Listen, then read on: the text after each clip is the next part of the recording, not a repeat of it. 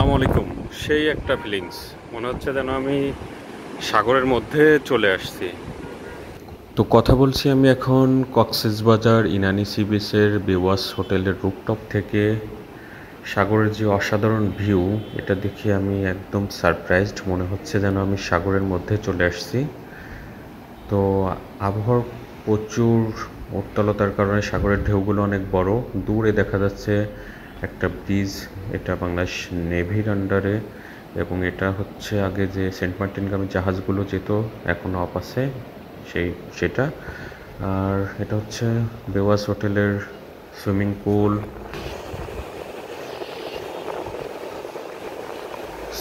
পুল এবং সামনে তাদের নিজস্ব ক্যাফে আছে, বে লং ক্যাফে।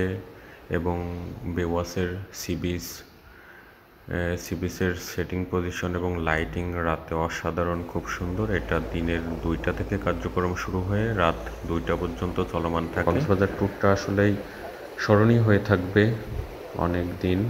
প্রতিকূল পরিবেশের সঙ্গে তাল মিলিয়ে আবহাওয়া যে তার রূপ ভয়ানকভাবে সুন্দরভাবে পরিবর্তন করে, এই দৃশ্যগুলো না দেখলে আসলে মনেই হয় না। সারাদিন থেমে থেমে বৃষ্টি, আর একপাশে পাহাড়, একপাশে সাগর, একপাশে ঢেউগুলো আছড়ে পড়ছে, ঢেউর উত্তলতাও অনেক বেশি। সেই গানটা মনে পড়ছে।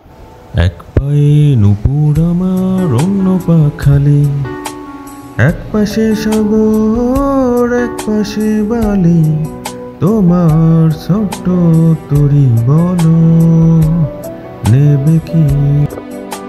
যাই হোক, আমার এই ভাঙা কণ্ঠের গান আর নাইবাও শোনাইলাম। তবে আসলেই খুব সুন্দর মনোরম পরিবেশ। আর কক্সবাজার এবারের এই দুর্গম আবহাওয়াতে এই ট্যুরটা আমার কাছে খুবই স্মরণীয় এবং এনজয়েবল। সারাদিন বৃষ্টি, টিপটিপ বৃষ্টি।